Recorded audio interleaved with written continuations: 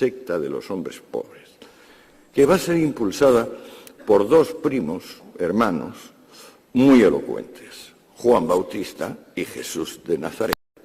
El mundo romano, que las películas nos transmiten como fastuoso, mirado un poco de cerca, a lo que más se parece es a la picaresca española del XVI. Es decir, las personas aparentan, los ricos son pobres vergonzantes, los pobres son pobres miserables, y en realidad la diferencia entre hombre libre y esclavo va desapareciendo debido a la ruina económica. ¿Qué surge entonces? Pues surge en la periferia del imperio lo que en mi libro, a falta de mejor término, he llamado pobrismo, que también se puede llamar comunismo, pero que llamo pobrismo porque se origina en una secta judía particular. No sé si también tengo que recordarles a ustedes que el pueblo judío es un pueblo familia. A diferencia de otros pueblos que tienen una estructura política, el pueblo judío es básicamente una estructura familiar. Cuando surgen los primeros comunistas en el pueblo de Israel, la secta esenia, el resto del pueblo está dividido en otras dos escuelas de vida, que son los fariseos profesionales y los saduceos, que son sacerdotes o gentes vinculadas con el orden sacerdotal. Anexionados a los fariseos están los levitas, que podemos traducir por terratenientes. Cuando aparece la secta esenia, viene con una interpretación concreta del séptimo mandamiento que dice que hurtar es comercial.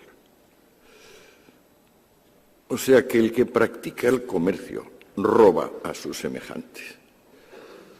Una interpretación original y que tendrá un enorme éxito cuando los esenios se conviertan en secta ebionita, porque entonces renuncian a lo que aislaba al esenio, que es una obsesiva necesidad de pureza. Los esenios vivían ahí por Qumran, en valles desérticos, escapando como podían del contacto con cualquier otro, y tanto temor tenían a infectarse con la impureza, con la falta de virtud de los demás, que si, por ejemplo, un esenio de rango superior se le acercaba a menos de 1,5 metros, un esenio que no era tan puro, el primero debería empezar a descontaminarse con abluciones sin parar. Eso les obligaba a construir enormes aljibes en los lugares donde vivían, porque como al ser desérticos son lugares donde llueve una vez al año o dos, pero construyendo enormes aljibes podían tener el agua necesaria. Los esenios van a perder esa fobia de contacto, esa obsesión por la pureza, y se van a convertir en secta ebionita. Ebionim significa hombre pobre, secta ebionita, secta de los hombres pobres, que va a ser impulsada por dos primos hermanos muy elocuentes, Juan Bautista y Jesús de Nazaret. No necesito, de eso sí que saben ustedes, espero que la amnesia no haya cubierto tanto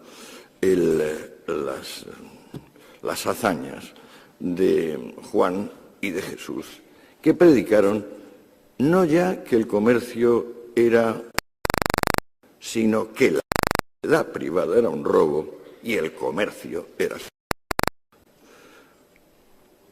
Ahí empieza, a mi juicio, el comunismo, porque se puede ver que los espartanos tenían algún tipo de comunismo militar.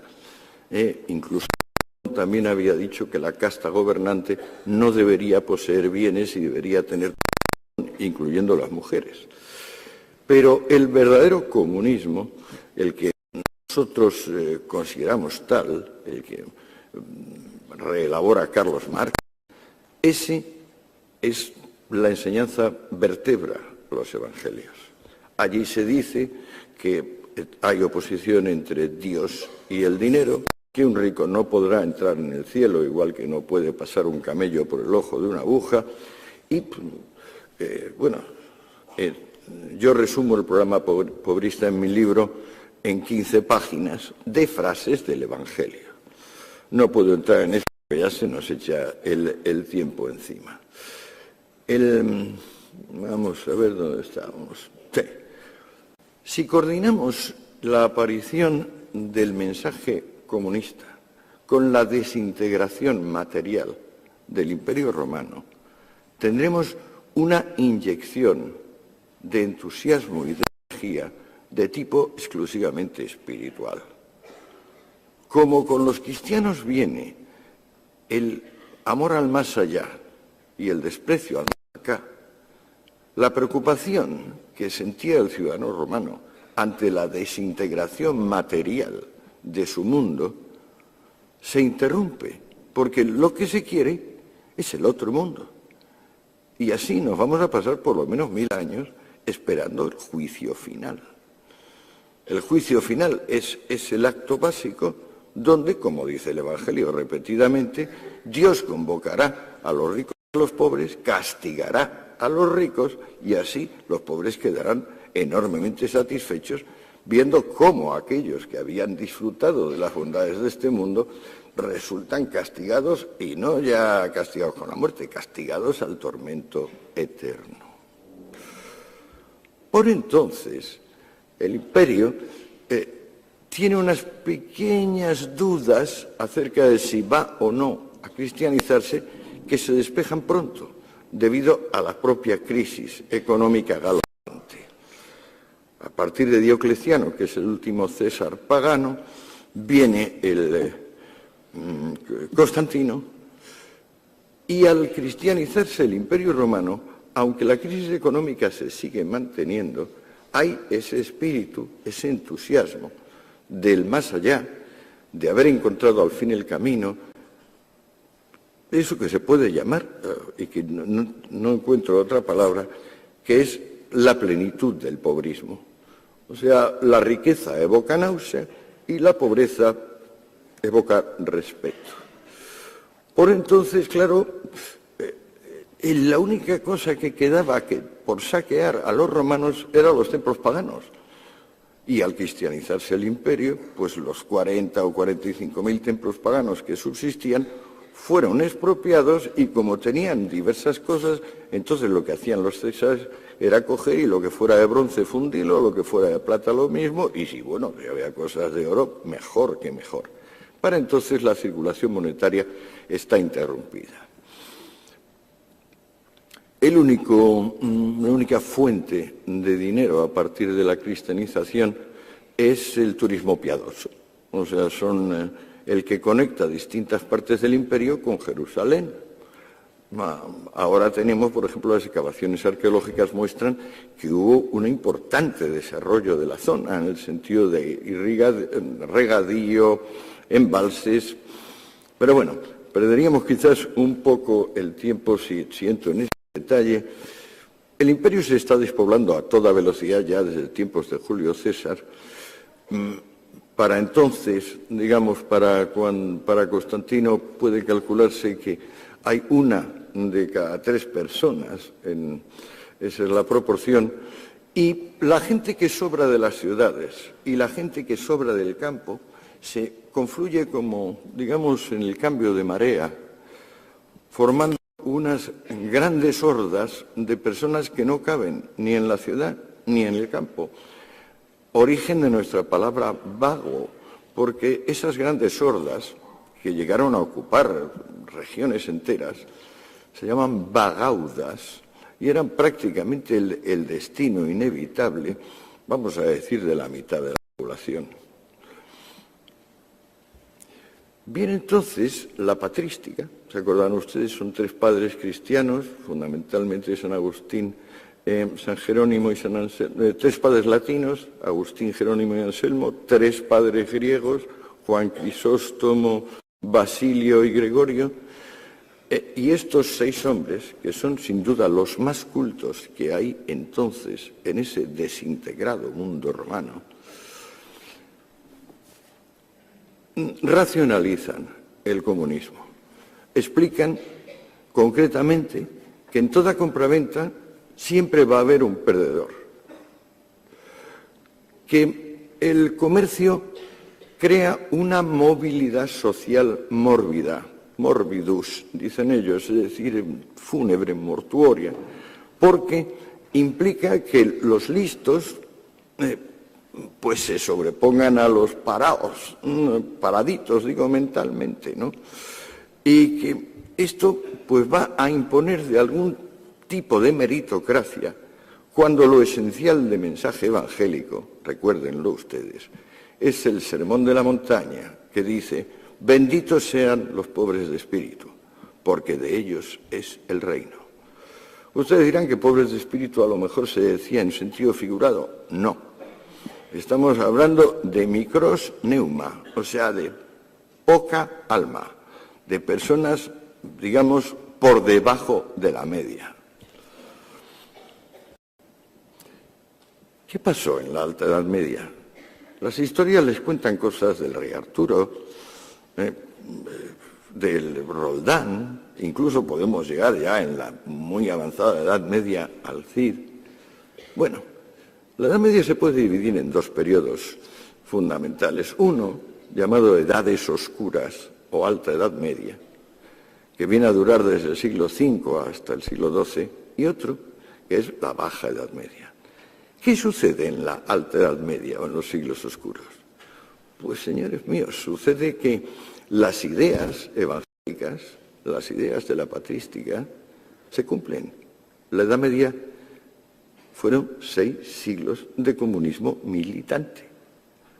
La sociedad comercial ha desaparecido por completo.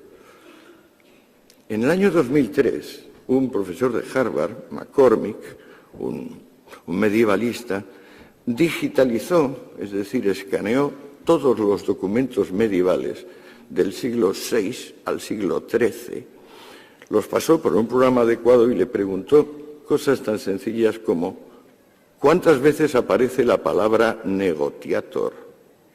Negotiator, negociante, hombre de negocios. Y descubrió para su estupor que en 5 siglos había aparecido 119 veces. La palabra, por ejemplo, esclavo, aparecía 700 millones de veces. La palabra señor aparecía 600 millones de veces. ¿Cómo es posible que se desvaneciese léxicamente algo? Pues porque se había desvanecido su fundamento. En los siglos oscuros, el fenómeno ligado a la efectiva desaparición del comercio es que se embosca el territorio, se pierde la relación y cada una de las zonas donde queda población está obligada a la autosuficiencia. Lo que pasa es que esa autosuficiencia, desde el punto de vista de la patrística y desde el punto de vista del Evangelio, esa autosuficiencia es lo justo y lo bueno. Y se manifiesta en autosuficiencia religiosa, y eso son las abadías y conventos, es decir, son las reuniones de monjas y de monjes que se aíslan del mundo en la espera del más allá, y las comunidades laicas que se llaman cortes, que también se concentran en unos pequeños lugares e intentan, pues eso, ser autosuficientes.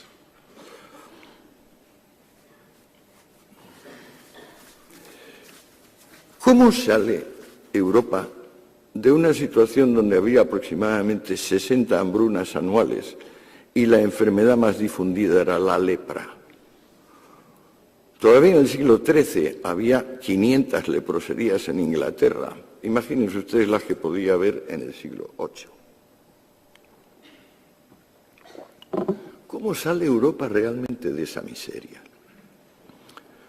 Pues cogiendo a la gente joven y bonita de ellos mismos y vendiéndolas a los bizantinos y a los árabes, que son los únicos que tienen una entidad como compradores.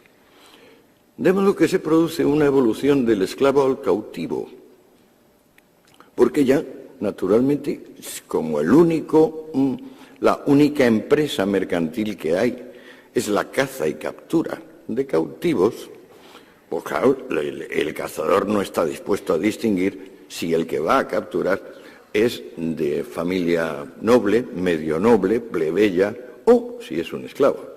Simplemente se va a tener a su aspecto. El origen de la economía europea es el tráfico con cautivos.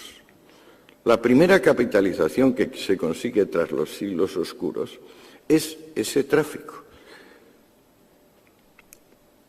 Es un poco triste toda esta historia. Se va poniendo sombría y oscura, como su propio nombre indica. En aquel periodo, digamos, cuya figura principal es Carlomagno y su hijo, Luis el Piadoso, Ludovico Pío, las leyes consideran que la propiedad es en realidad colectiva. Uno se pone a pensar en de quién es esa tierra y se descubre que es de fulano, de la familia de fulano, del ayuntamiento, del rey, y entre el rey y el ayuntamiento del señor feudal correspondiente.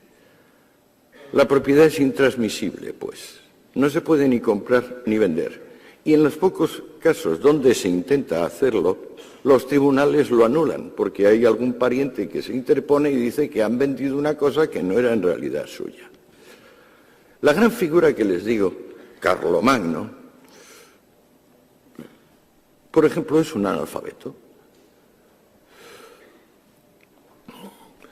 En su tiempo, la donación de bienes a la Iglesia y la conquista militar de territorios, casas u objetos son los únicos modos dignos de adquirir. El dinero es tan escaso, el dinero verdadero, porque hay muchísima falsificación, claro, que se tesauriza, es decir, se mete en anaqueles de los castillos o se pone en custodias de las iglesias o de las catedrales y se exhibe, pues como ahora podemos exhibir una joya o un cuadro o una escultura. Tanta miseria hay en ese mundo que vive exclusivamente de vender a sus hijos e hijas a los árabes y a los bizantinos, tanta que no se puede mantener al esclavo. Al esclavo trabajaba por techo, comida y ropa. Pues bueno, ahora no hay forma de darle ni techo, ni comida, ni ropa. Reina tal miseria que hace falta seguir manteniendo a un dependiente, pero ya no se le puede pagar. Y esta evolución es la que determina al siervo. El esclavo se convierte en siervo y surge un nuevo rito que no conocían los griegos, la cultura grecorromana. En la cultura grecorromana, una persona, por el hecho de haber nacido en un territorio, era ciudadano de ese territorio. En la Alta Edad Media hace falta prestar un homenaje. Mannschaft es la palabra germánica para esto. Las personas no existen por el hecho de haber nacido. Para que puedan existir y ser reconocidas como algo distinto de una alimaña, un jabalí o una patata, es necesario que se arrodillen y le digan a otro: soy tu hombre para siempre. Si el otro lo acepta, le dirá que se levante y le dará un beso en la boca. Es curioso que en ese sentido eran bastante personalistas los medievales, sí.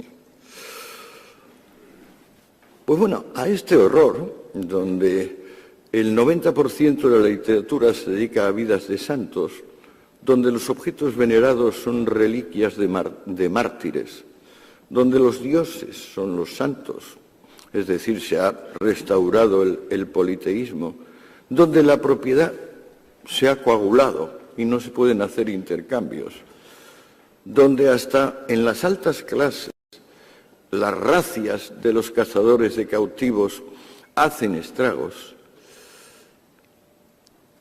En ese mundo aparecen dos cosas que funcionan como ganzúas para abrir la puerta que la sociedad clerical militar le había cerrado a la sociedad voluntaria. Una es una manera rápida, muy rápida, de desplazar cualquier tipo de propiedad, la letra de cambio. Probable descubrimiento de los judíos, que llevan 8, 9 o 10 siglos siendo perseguidos como los que mataron al Salvador, los que mataron a Dios. La letra de cambio. De una forma secreta, implacable e ilimitada, la propiedad se puede transmitir.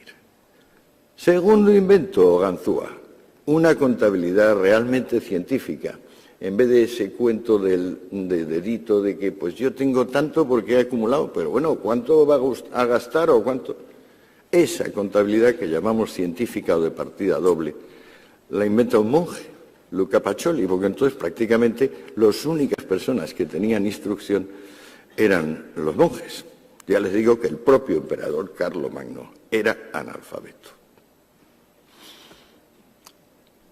Al mismo tiempo que la letra de cambio y la contabilidad de partida doble, quizás un poco antes para ser exactos, unos hombres denodados se niegan a ser siervos y, tomando una conducta parecida a la de los bandoleros, forman caravanas que deben acorazar con ellos, con sus espadas y sus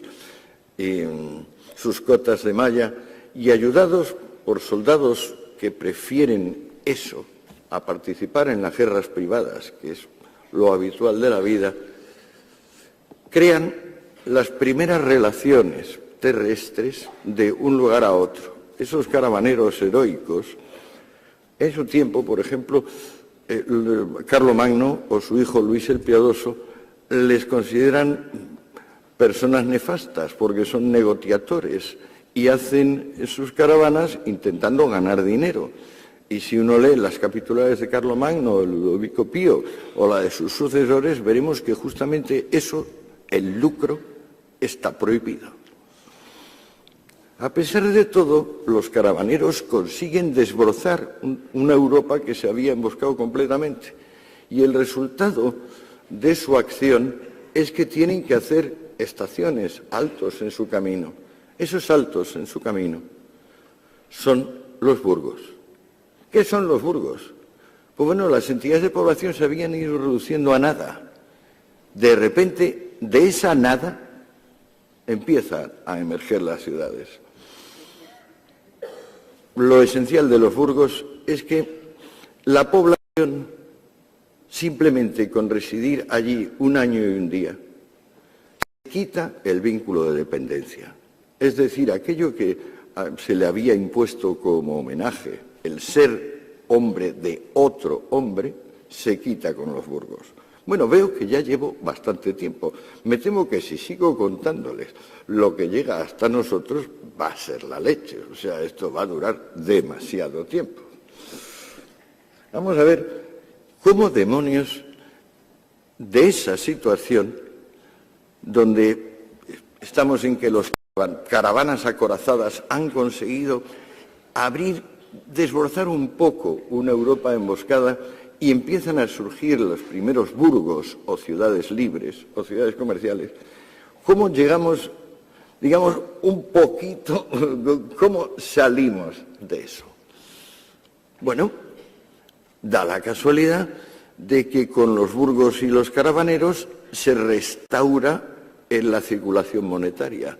Al restaurarse la circulación monetaria, acontece una cosa que llevaba sin acontecer 1000 años, que es que cuando alguien trabaja se le puede pagar el dinero. Cuando empieza a haber posibilidad de cobrar el dinero, hay tal brote de entusiasmo que un letargo que dominaba a las ciencias y a las técnicas desde tiempos de los atenienses, auténtico sopor mortal, se convierte en actividad. Y entonces, empezando por el molino, que es un descubrimiento de esa época, prácticamente todo el campo del obrar humano se multiplica y galvaniza. Con la circulación monetaria se restaura el ideal de sociedades autogobernadas en vez de sociedades jerárquicas en el estilo clerical militar. El momento fundamental de cambio coincide con lo que ustedes llaman, la reforma y la contrarreforma. Recordamos de la reforma y la contrarreforma que estaban opuestas, es decir, contra los luteranos. Y sin embargo, en un punto están totalmente de acuerdo los reformistas y los contrarreformistas, que son los jesuitas, en que el cristianismo tiene que dejar de ser pobrista. Y lo primero que leemos, si leemos, por ejemplo, a los jesuitas o a la Escuela de Salamanca, por hablar de los católicos, o si leemos a Calvino o a Lutero, lo primero que vemos es que se le dice al fiel: estás obligado a ser un profesional competente, estás obligado a ganarte la vida bien, estás obligado a ser rico, estás obligado a prosperar. El cristianismo, pues, ha renunciado a ser comunista. Pero le ha tomado ¿cuánto? Pues si Lutero y Calvino son del 16-17 y el imperio se ha cristianizado en el siglo IV, pues hagan ustedes una idea, tendrán bastante más de 1000 años.